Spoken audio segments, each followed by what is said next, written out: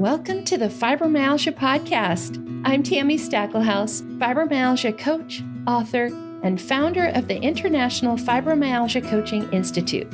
The goal of this podcast is to empower you with access to the dream team of experts and coaches I've discovered are key to living the fibro life you love. From the comfort of your own home, and maybe even your pajamas, I'll help you take back control of your life and health.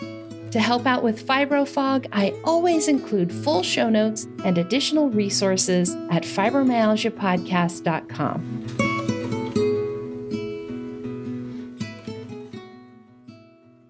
Welcome to the Fibromyalgia Podcast. I'm your coach, Tami Stacklehouse, and this is episode 75. This episode is being released on February 1st, which is American Heart Month. And it struck me recently that if we only focus on treating your fibromyalgia, but don't talk about all the other health issues or just general health, then we're leaving some pretty significant things out. The leading cause of death for women is heart issues, heart attacks. 1 in 3 women will die of a heart attack. So if we get your fibromyalgia in remission, but don't ever talk about heart health, for instance, and you die of a heart attack, then what was the point? Because of that, I am interviewing Lisa Steele George. She is the author of Break Free from Heart Attack Fear, Embrace Your Truth, Regain Confidence, and Restore Control.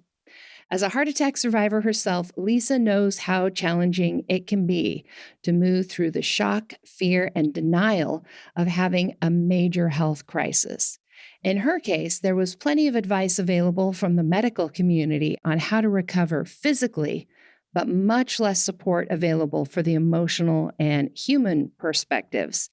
I think you'll find a lot of her story will resonate with you, how she felt the betrayal of her body, how she needed more help than the medical system could give her. Lisa Steele George is the founder and CEO of My Heart is Free, a coaching practice with services dedicated to recovery, healing, and survivorship. She specializes in helping victims of health setbacks through her unique heart healing process, while also providing support to clients experiencing major life stressors.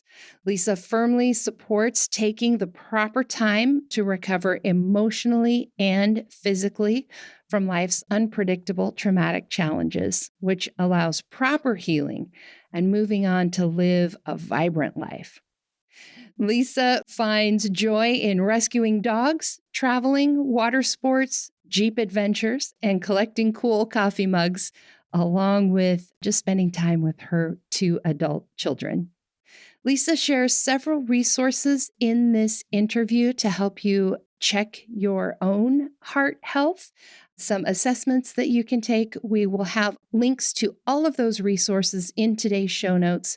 Just go to fibromyalgiapodcast.com/75, and you'll be able to access all of those, as well as Lisa's website and where you can find Lisa's book. Now, stay tuned at the end of my interview with Lisa for our listener shout out and information on our spring certified fibromyalgia advisor training program that begins in just a few weeks. Now, here's my interview with Lisa.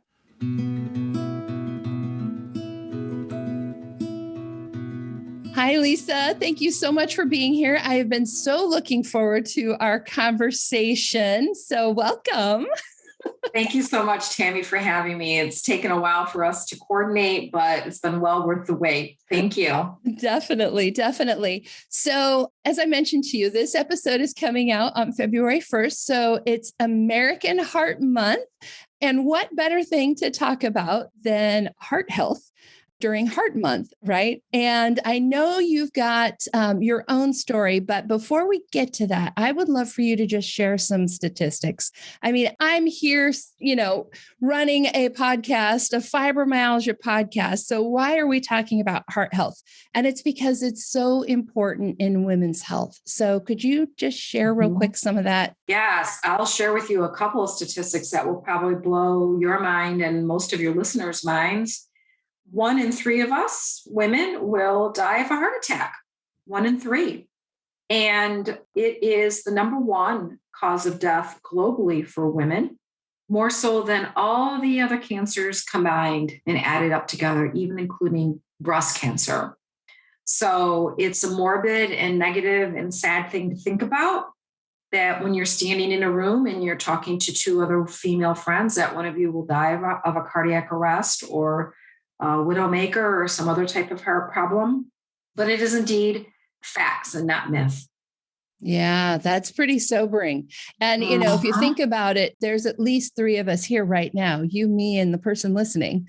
So That's right. Right. And and I'm the one that had the heart attack. Okay, so we're off the hook. Spoiler alert. Spoiler alert. But yes, so now that means the other two of you are safe. Okay. Good deal. Good deal. So yeah, I mentioned, I sort of jokingly in our introduction that, if we get your fibromyalgia into remission, but then you die of a heart attack, we didn't do our job. And what you're saying is that that's actually not a very funny or unrealistic scenario. It is not very funny or unrealistic. And unfortunately, maybe as we go along and talk a little bit more through this podcast recording about fibromyalgia, and when you learn more about the symptoms of what we experience as women, there's probably a lot of similarity in the symptoms and the things and I know you and I, just as friends and colleagues, we've had those discussions before, managing our energy and understanding what's happening with our bodies. Absolutely. Absolutely. So you mentioned you had a heart attack. You're a heart attack survivor.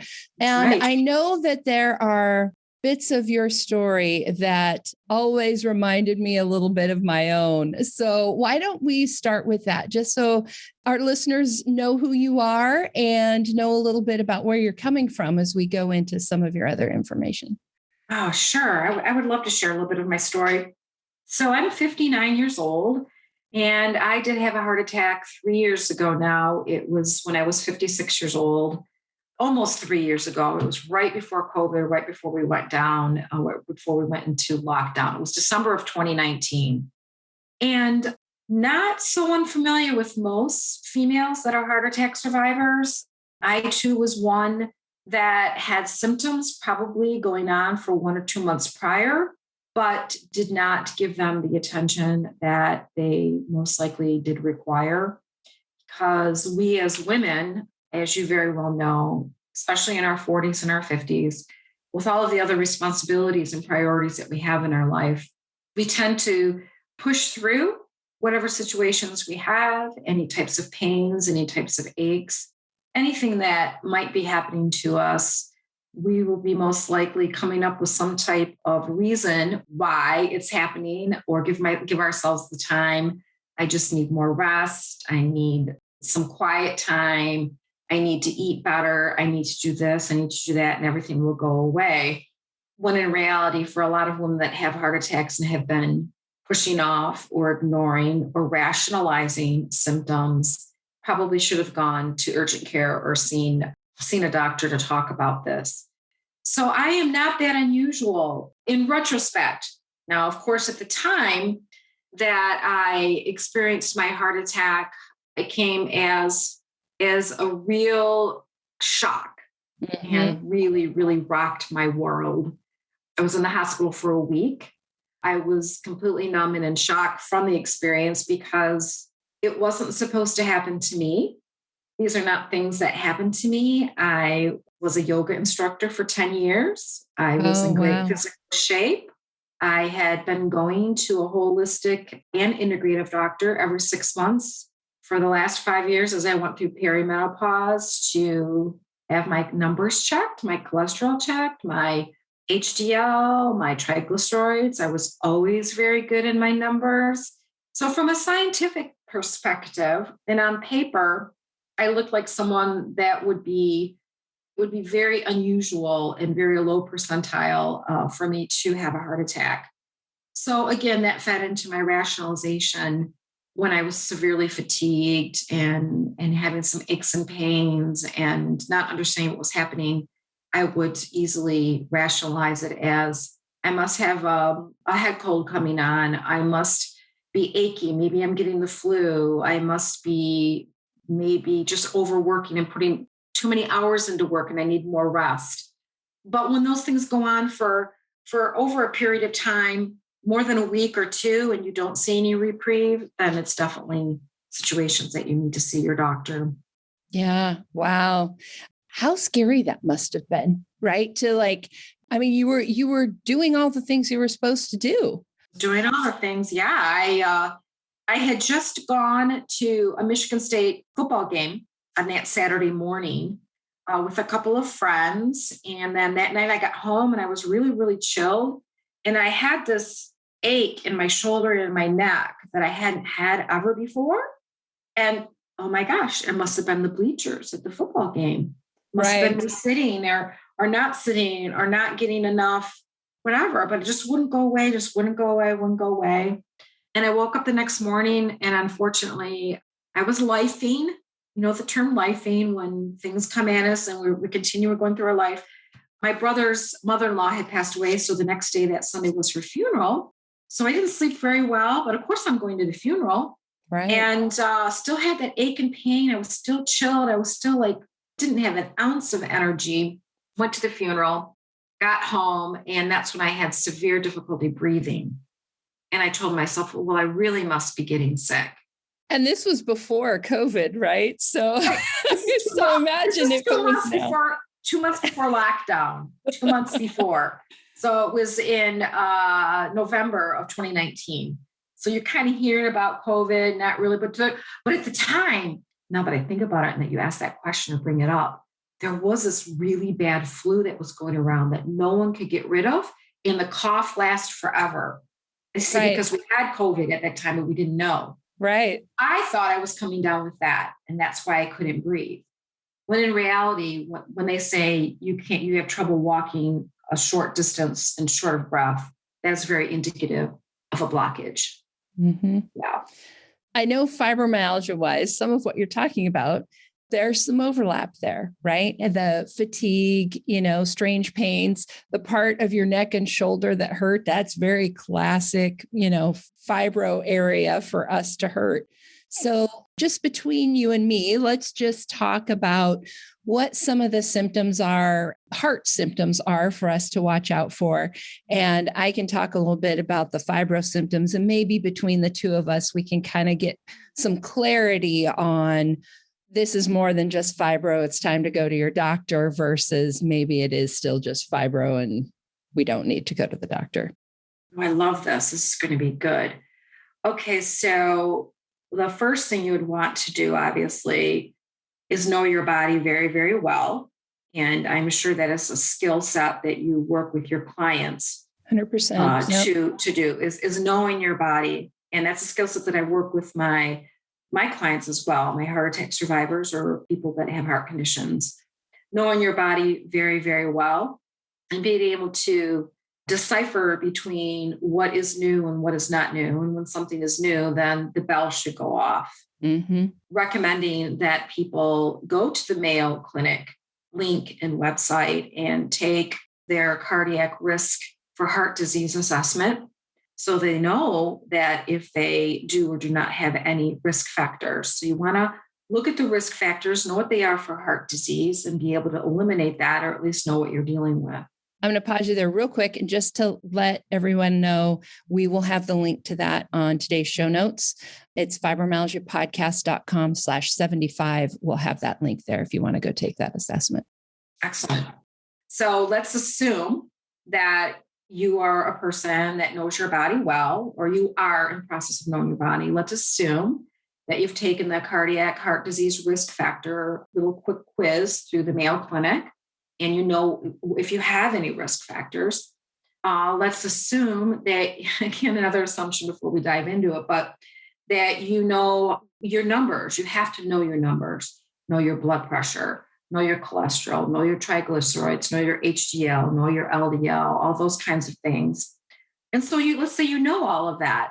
Then I would say the first thing for women in particular is that it's not the classic heart attack symptom, which is typical for men, which is the strikingly very, very painful, quick pain that shoots from your chest or your neck, down your hand and into your arm. that's indicative of a blockage and a lack of oxygen getting into your heart. And that is something that mostly men, the highest percentage of men will experience that, but women will not. One of the symptoms that women tend to experience more so than men, and this is a symptom that I did have, is the deep, deep pressure, almost like an elephant. Seriously, an elephant just stepped on your chest.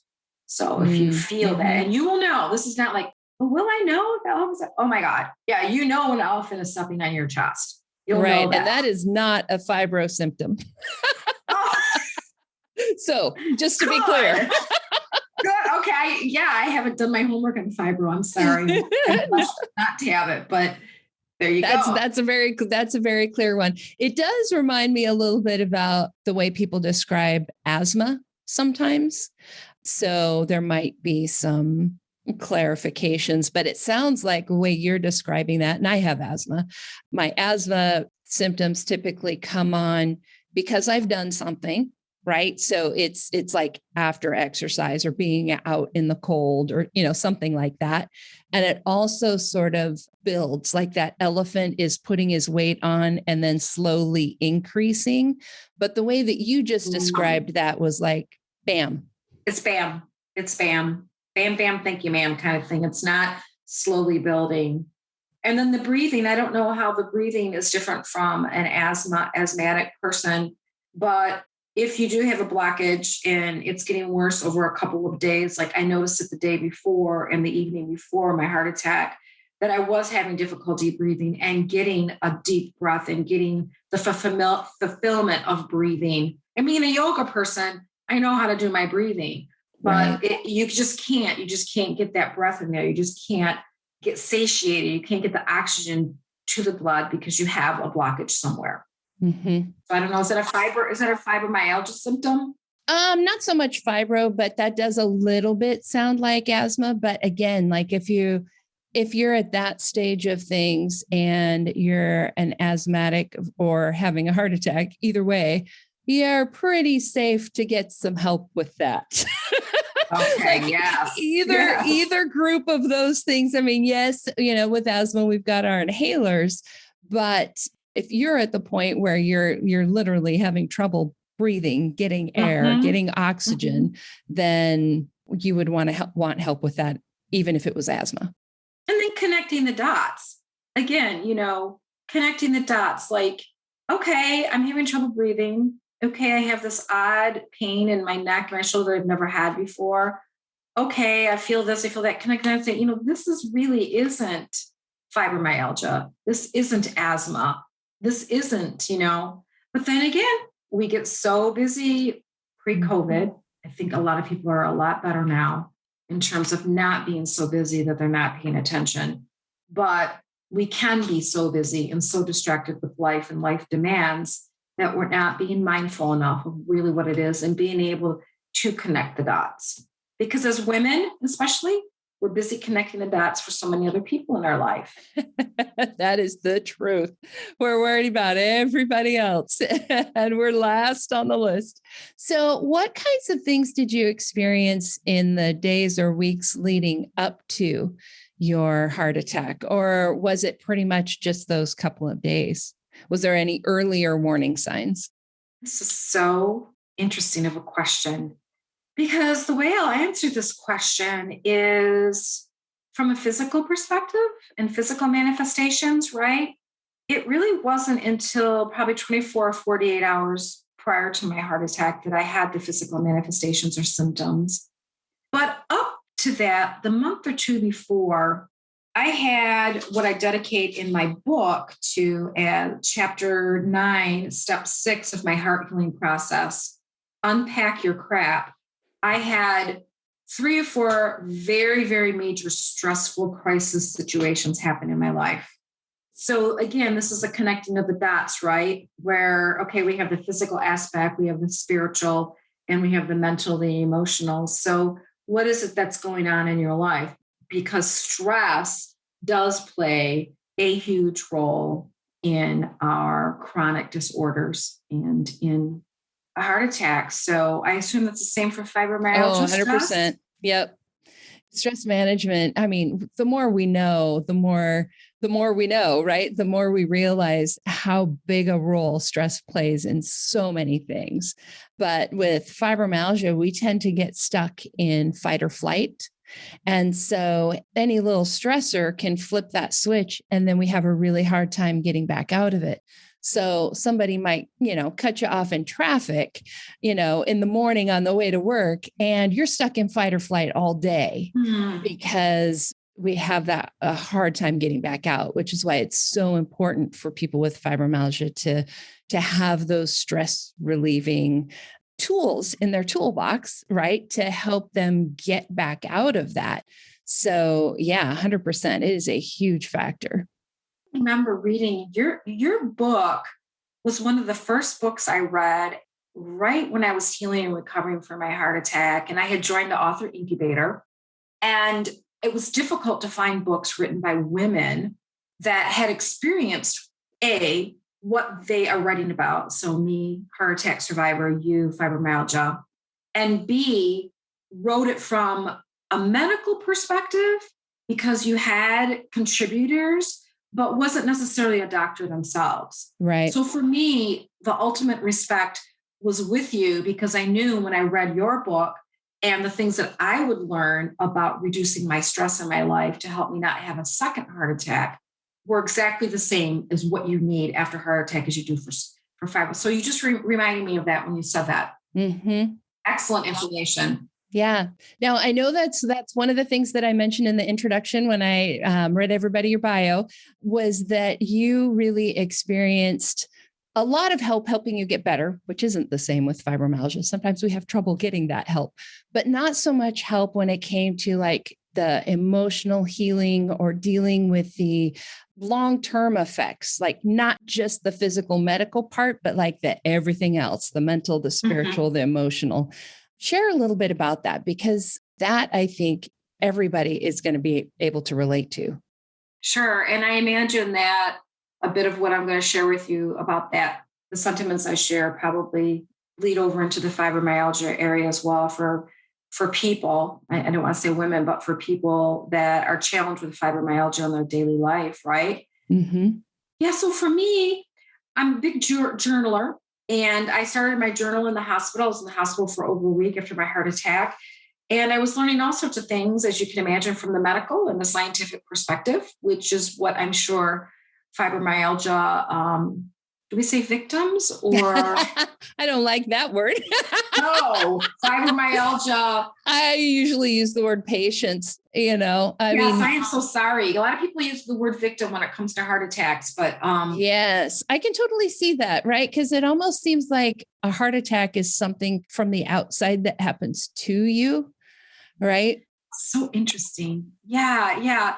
There is that whole stigma of being a victim, which is a whole other conversation. But for fibromyalgia patients, for people that suffer fibromyalgia, a lot of what I struggled with after I had my heart attack was, of course, coming to grips with the scientific and the medical aspects of it. What is it that I need to do physically now differently? What kind of lifestyle changes do I need to make to step it up, take me to the next level to avoid a second heart attack? Because 60% of heart attack survivors have a second heart attack within 3 years of the first heart attack. Wow, that's a high number. It's a high number. And a lot of it has to do, especially in the Western cultures, because if you have insurance, et cetera, you are protected up to 3 months through a short-term disability, most cases, to go through your cardiac rehab, which is a physical rehabilitation program for 3 full months before you go back to work.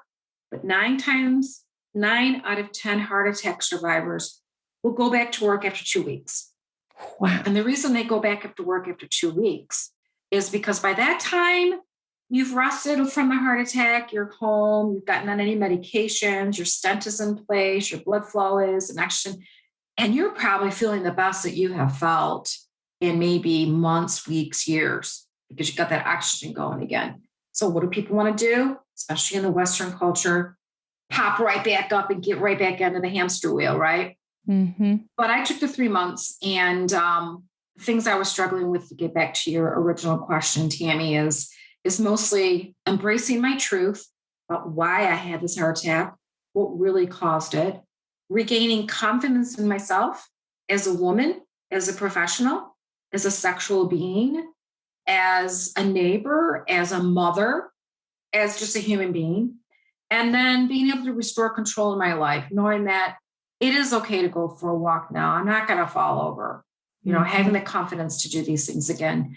So what is it that I can do to help other people? And that was a lot behind why I wrote my book.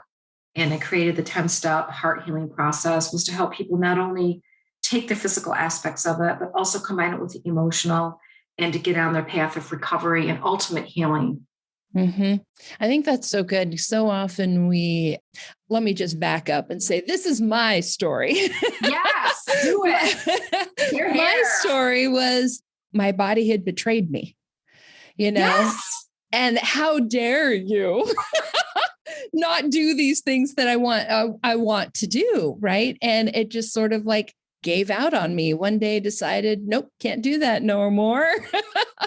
And we were done. Right. And so there was accepting that. Yeah. There was a huge part of my healing came with reconciling with my body, that my body wasn't the enemy. Fibromyalgia was the enemy. Now fibro is not even the enemy. But at first, my body and I are on the same side. We want the same thing. We both, want healing, want to be able to live our life, right? And reconciling that. And it sounds like you kind of went through some of that. Yes, same. Absolutely. Yeah. Yes, I did. And reminding myself that it's not my heart attack. It's the heart attack. The heart attack happened to me. And you're right, betrayal, because you think you're doing the right things. And as with anything else, with heart attack victims or heart attack survivors, there is a lot of social stigmas and judging. I'm sure you get that too from fibromyalgia. Mm-hmm. What do you mean? What's fibromyalgia? Is that even really real? Is it in your head? Exactly. Are you making it up? With heart attacks, it's like, she had a heart attack last month. How are you doing? And people automatically jump to, are you a smoker? You're not very overweight. You're a yoga instructor. What happened? What did you do? Like, it always comes back to something that we did to cause whatever it was to happen. And I'm sure it's the same in the fibromyalgia world, I'm sure. Mm-hmm.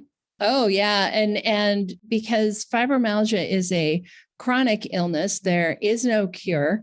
There is a lot of that stigma is around getting better, actually, right? So like, oh, you're still like that, right? Or you're still dealing with that, or, all you need is a good rest, a good vacation, a good rest, and then you'll be better, right? So like they feel it should go away. Like, I thought you had that last year. Like exactly. That kind of Exactly. Oh my God. But it's still that blaming the patient, which is just, we've got to stop that.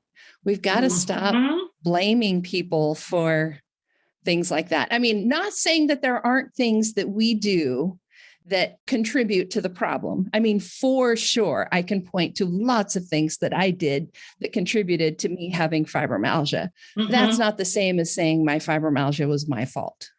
Right? There's things in my genes genetically predisposed to it, or, whatever else. So I'm sure heart attacks are the same way. It just does. Now that we're talking about it, I definitely remember having those thoughts and feelings myself, hearing about people having heart attacks, like, oh, well, they must not have been eating right. Or, oh, well, they clearly weren't exercising, or, making it their fault. Yes. Right. Which is human nature when we don't fully understand something, when we don't fully are educated about something, we tend to jump to blame. We tend to jump to wonder what they did or didn't do, instead of doing the research or coming from a place of compassion and a place of understanding to say, well, I wonder why that happened to this person, and what's going on now? What are they doing in their lives? And thank God we are where we are with cardiology and the study of fibromyalgia, and the fact that you've opened up your institute and that we're doing these things to help people, to bring awareness to these things, and and to be able to move forward in much more positive manners to support one another. Mhm. Because at the end of the day, unless you're educated and you have understandings of these things, you can't improve and you won't improve. That's right. That's one of the things why I do this podcast, right? I think every single person needs to understand as much as they can about whatever it is that they're dealing with. We should not be in the position where we walk into the doctor's office and they're the one with all the answers. We need to have our own answers. We need to have that understanding of our own bodies, be educated, be able to have a dialogue, not just what do I do? Right. I mean, there's clearly a place for experts, but be our number one health advocate for ourselves. Exactly right. And one of the things I do talk about early on in my book as well, in terms of support, is creating your pillar community. Who are your pillar people? Who are the people that you can rely on that will be there to not only help support you to get healthier, but to say, hey, maybe you should hang back this weekend and get a little extra sleep, or, hey, let's do this activity a little bit differently. Or in my case, of course, Mom, you can do this. Come on, if you need help hiking up this hill, I'll get behind you and push your butt for you. That's what my daughter says. Yep. I love it. That's right. I mean, where we hike now, but talk about support, right? Exactly, literally. Yeah, literal boom. Oh, that's great. That's great. So for the person listening who is like, okay, I see the importance of heart health. Like, where do I start with all of this? Let's start with the person who is listening, who has fibromyalgia, but has not had a heart attack or anything, like you're the other two of the three. Absolutely. Well, first thing to do is to look at genetics and to look at family history. And this is one of the risk factors associated with someone that will have a heart attack. In my case, I did that. I looked at family history. I looked at genetics. A year before my heart attack, my brother, who is 1 year older than me, had a heart attack. My dad had a heart attack. My dad's twin brother had a heart attack and died at age 56, same age I had a heart attack. But see, again, I don't know if I was in denial or what, but I was more coming from the perspective of, I'm doing everything I need to do. I'll never have a heart attack, instead of maybe paying more attention to the family history. So family history, again, going to the Mayo Clinic, doing your cardiac heart disease risk assessment, finding out of the 7 or 8 risks, which ones you do have, and then paying attention and making lifestyle changes to address those risks. Taking lessons from your books, Tami, and doing a lot of reading and understanding how can you reduce the stress in your life to having it be a very minimal amount. And when you do have stressors coming from you from all directions, how do you manage that? How do you get relief from the stress in your life? I would say those are the three. Those are the three things: family history, risk factors, and stress. Yep, that's perfect. And don't think if you're fit as F, that you won't have a heart attack, because there's F so like many fiddle, right? Fit as a fiddle. Fit as a fiddle. Of course, that's what I was going to say. Fit as a fiddle. That it won't happen to you. And because we all have heard stories of the guy that was in the best shape on the ski slope having a heart attack, or The Biggest Loser, the guy that was the host for The Biggest Loser, had a cardiac arrest right during the filming of The Biggest Loser. Like, these people are in great shape and it'll never happen to you. Well, unfortunately, it can. That's right. And have lots of tools in your toolbox, because at some point, something will happen where all the tools that you've got aren't working. That just recently happened to me with my cat, Sam. I mean, we're talking about heart health, right? My Yes. kitty needed a pacemaker. But when all of that was happening, I've got lots of tools for stress management because it's part of managing my fibromyalgia. But I got to a point where, like, I was out of tools. Right. And so I reached out and talked to a counselor. I, changed up some of the supplements that I was taking. I added in we always need to be reassessing and upping our game, right? Because life out there is continually upping the stakes as well. Right. I mean, you had your heart attack before we had a pandemic on our hands. And the So, pandemic was 2 months later. And let me tell you, it took me almost 2 months to just get off the couch with the courage to go to cardiac rehab. When cardiac rehab was shut down and COVID hit, we went into lockdown. I was convinced I was going to get COVID because I thought if I can have a heart attack, I'm definitely going to get COVID. Knock on wood. I haven't had COVID. But yeah, right. you're right. Like, what do you do when these things in life come at you? You got to have, you're right. You got to have another arsenal ready. And sometimes it's other people that have to tell us what the additional arsenal it is. And maybe it's doing nothing. Maybe it's like taking a hot bath, laying on the couch, taking a few extra vitamin C's and zinc, watch your favorite movie and go to bed early. Mm-hmm. I don't know. I say so often that in my fibromyalgia journey, I have worked really hard to get where I'm at. And a lot of times that hard work looked like rest. Yes, I love that. I mean, because doing nothing is doing something. And we need to break the stigma around that as well, that there's something wrong with you if you need to take a break. Yes, and if we're not mindful enough, especially women in our 40s and 50s, to be able to say enough is enough, I need time for me, I need to prioritize myself, our bodies will force us to do that, right? Our bodies will force us to do that. Yeah. And with my heart attack in combination with then COVID hitting right after that, and thank God I was in the hospital the month before lockdown, right? With my heart attack. Yeah, to say that it's forced me to slow down is an understatement. Mm-hmm. But I'm slowed down now. And my life has such a beautiful cadence to it now. And I've curated a new life for myself and I've transformed. It's taken me 2 years to get to the other side, as you know well, right, Tami? The time that it takes to break through the storm, to get to the other side. But listeners out there, you will get to the other side. Put the hard work in, get to the other side, and it will be wonderfully healthier for you, both in mind, body, and spirit, right? Mm-hmm. Yep. Your heart will be healthier. Your fibromyalgia symptoms will be better.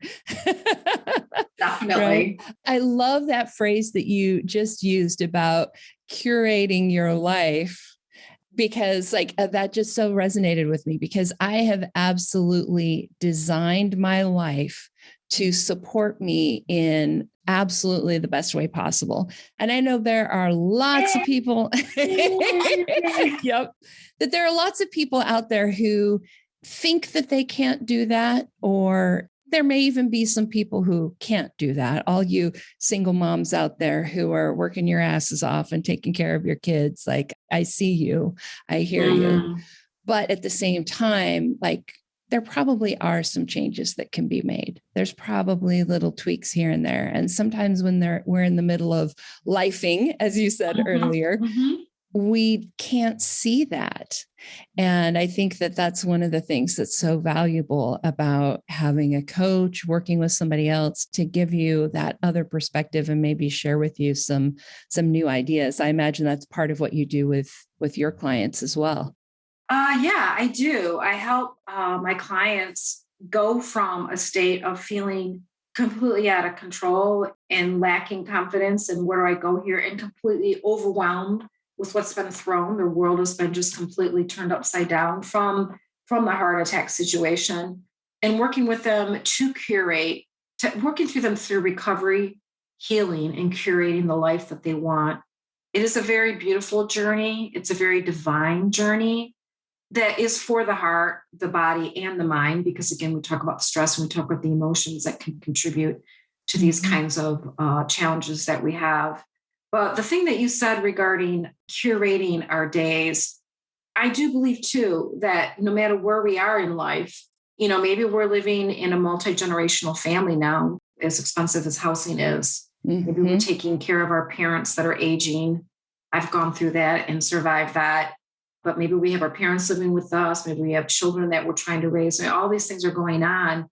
And Tami, I know you know this. It's because of a lot of the beliefs that we've brought with us to different stages of life, that those beliefs don't serve us anymore, and they're not. So taking a look at what is it that I believe about my life, and why is my life the way it is? And does it really have to be that way? Like you said, what are some of the things I could do? even simple things on the daily that would help me curate a better life for myself. Mm-hmm. And I just want to encourage everyone, don't underestimate those small things. I say so often, I didn't do any one big magical thing to get my fibromyalgia into remission. It was years of just the next tiny little baby step. I 100% identify as the tortoise in the hare. I am not running fast. I am just plodding away, but I don't stop. And I think that when it comes to changing some of these big areas of our lives, whether it's managing your fibromyalgia or avoiding a heart attack, we need to just take it slow and take those baby steps, because big changes are really hard to maintain if you do them all at once. Yes, you can't sustain them, and it's very overwhelming. Totally. In my book, I talk about this was a methodology that my son came up with: 15 minutes on, 15 minutes off, half hour on, half hour off, hour on, hour off. And it pertains to feeling when I first got home from the hospital, like I just can't, where do I go? What do I do? Blah, blah, that kind of thing. And he would say, Mom, why don't you just get up for 15 minutes? Go get up 15 minutes, do something, putz around the house with it, and then go lay down for 15 minutes. And that sounds like it's nothing, but it was huge. It was huge. And 15 minutes turned into a half hour turned into an hour turned into, okay, I'll take a shower. One day turned into 5 days. Okay, on day 5, I was taking my own medications. I didn't need my phone to remind me. I mean, like you said, every little step that you take, as long as you're stepping forward and you're not standing still, you're making some progress, even if it's a teeny tiny little step. Absolutely. I love that. So as we wrap up here today, I would love for you to just thinking about the woman who's listening right now, with fibromyalgia, trying to juggle all the things and yet also make some improvements to her health, who may even be feeling like, oh, great, here's one more thing I have to think about. Think about it. Oh, we don't need that. I'm here for fibromyalgia help. Now I got to think about my heart too. What the heck? Yeah. Oh, no. I would love for you just to speak to her from your heart to hers real quick. Absolutely. First and foremost, I think it's really important if you have concerns about your heart because of family history. If you're a listener that has that, then the best thing that you can do for yourself, the best service you can provide yourself, is to eliminate that fear. You don't want to carry that fear as a burden.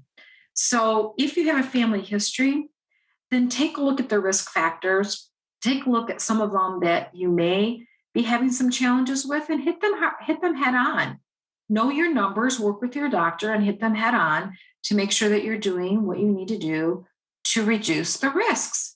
And pretty soon, if you have this risk list of 7, and there's 2 of them that fall within the realm of possibilities for you of being risks, understand them, dig them up, research them, work with your doctor, do what you need to do to check them off your list.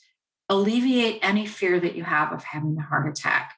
If you don't have any risk factors and you don't have any family history, still understand that food is medicine. All the things that Tami's taught you and the things that you've learned about your body to help you have a healthiest body, continue doing. Keep your immunity system strong, keep your body strong. Food is medicine, sleep is medicine, and continuing doing those things to keep yourself strong. That's what I would say. Awesome. I love it. Thank you so much for being here, Lisa, for sharing your story, for the work that you do.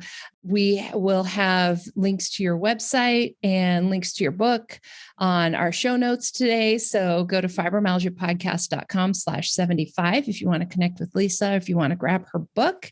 And just thank you so much. You're welcome, Tim. Love you and Happy New Year.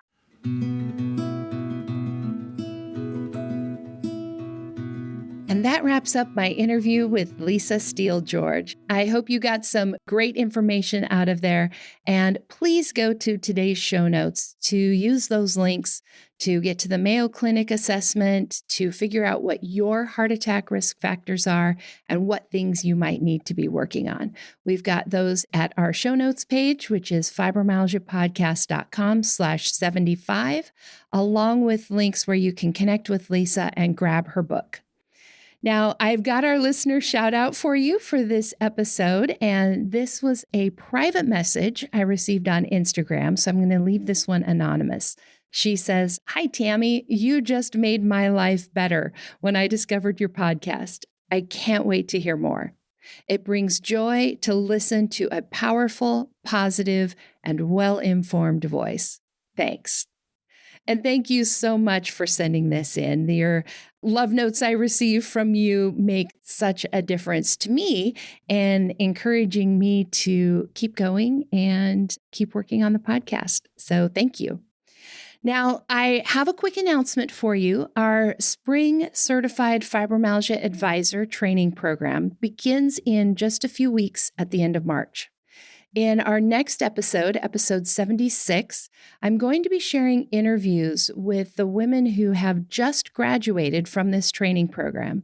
You'll be able to hear in our next episode what their experience has been, as well as how they've been able to improve their fibromyalgia over the last few months. On average, their fibromyalgia impact questionnaire scores, which is the measuring stick that is used in all the fibromyalgia studies and with fibromyalgia doctors to measure the impact fibromyalgia has on your life, their FIQ scores have improved by 30 to 40%. And to compare that to something like, say, Cymbalta, one of the medications for fibromyalgia, those medications usually only improve the FIQ scores by 17 to 20%. So they have been able to double their improvement, and you'll hear all about that in our next episode. If you are interested in taking this training program, we are enrolling now. Just go to today's show notes page. We'll have the link where you can learn more information about the training program and apply online. Just go to fibromyalgiapodcast.com/75 and we'll have that information for you. See you next time. And that wraps up another episode of the Fibromyalgia Podcast. I'm your coach, Tami Stacklehouse. For daily doses of hope, inspiration, and practical advice, come hang out with me on Facebook. Visit facebook.com/fibrocoach to find my personal coaching page and connect with me directly. To find the show notes, additional resources, or to schedule a consultation with me or one of my coaches, visit fibromyalgiapodcast.com.